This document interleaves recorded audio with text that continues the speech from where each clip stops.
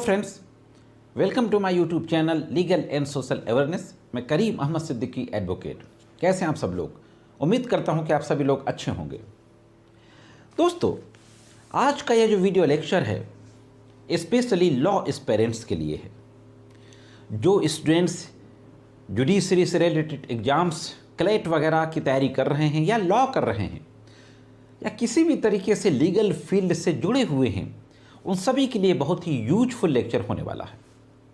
हाँ दोस्तों, आज के इस वीडियो लेक्चर में मैं बात करने जा रहा हूं आईपीसी के दो महत्वपूर्ण सेक्शंस, सेक्शन 415 और सेक्शन 463। हाँ साथियों, 415 यानी चीटिंग और 463 यानी फोर्जरी। आज देखते हैं कि प्रोविजन क्या कहता है, दोनों में पनिशमेंट कितना है और चीटिंग और फोर्जरी में बेसिक डिफरेंस क्या होता है। इन सारी बातों के बारे में आज के इस एपिसोड में बात करेंगे, तो जुड़े रहें आखिरी तक।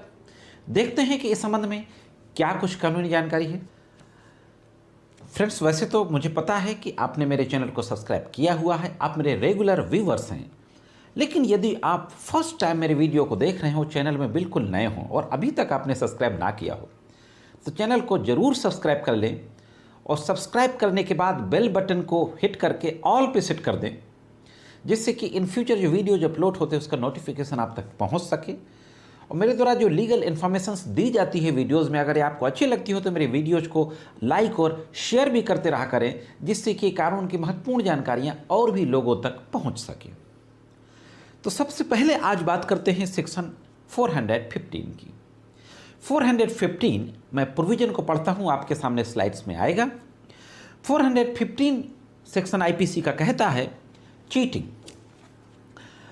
whoever by deceiving any person fraudulently or dishonestly induces the person so deceived to deliver any property to any person or to consent that any person shall retain any property or intentionally induces the person so deceived to do or omit to do anything which he would not do or omit if he were not so deceived, and which act or omission causes or likely to causes damage or harm to that person in body, mind, reputation or property is said to cheat। हाँ साथियों, section 415 ये कहता है, अर्थात जो कोई किसी व्यक्ति से प्रवंचना कर उस व्यक्ति को किसी प्रकार प्रवंचित किया है, कपटपूर्वक या बेईमानी से उत्प्रेरित करता है, वह कोई संपत्ति किसी व्यक्ति को प्रदत्त कर दे या यह संपत्ति दे दे कि कोई व्यक्ति किसी संपत्ति को रखे, सास है उस व्यक्ति को जिसे इस प्रकार प्रवंचित किया गया है, उत्प्रेरित करता है, वह ऐसा कोई कार्य करे या करने का लोभ करे जिससे वह यदि उसे हर प्रकार प्रवंचित ना किया गया होता तो ना करता या करने का लोभ ना करता, और जिस कार्य या लोभ से उस व्यक्ति को शारीरिक, मानसिक, ख्याति संबंधी सांपत्तिक नुकसान या अपहानि कारित होती है या कारित होनी संभाव्य है, वह छल करता है, ऐसा कहा जाता है। तो यह मैंने आपके सामने प्रोविजन 415 को इंग्लिश और हिंदी दोनों लैंग्वेजेज में पढ़ा। इसका एक छोटा सा एग्जाम्पल देके आपको मैं समझा देता हूँ। छल का मतलब होता है किसी को कोई चीज़ नकली बता के असली बता के नकली दे देना। कोई व्यक्ति वो नहीं है और वो बता के उसको उत्प्रेरित करके उससे कोई चीज़ ले लेना, वसूली कर लेना। सपोज आप एक बैंकर्स नहीं हो, लेकिन किसी आदमी को आप यह विश्वास दिला के कि आप बैंकर्स हो और उससे अपने यहाँ पैसा जमा करा लेना, तो यह होता है छल। अब देख लेते हैं प्रोविजन फोर्जरी क्या कहता है, इसके बाद दोनों में डिफरेंस को देखते हैं। फोर्जरी सेक्शन 463 में आपके सामने पढ़ता हूं। Forgery, whoever makes any false documents or false electronic record or part of a document or electronic record with intent to cause damage or injury or to public or to any person or to support any claim or title or to cause any person to part with property or to enter into any express or implied contract with intent to commit fraud or that fraud may be commits forgery।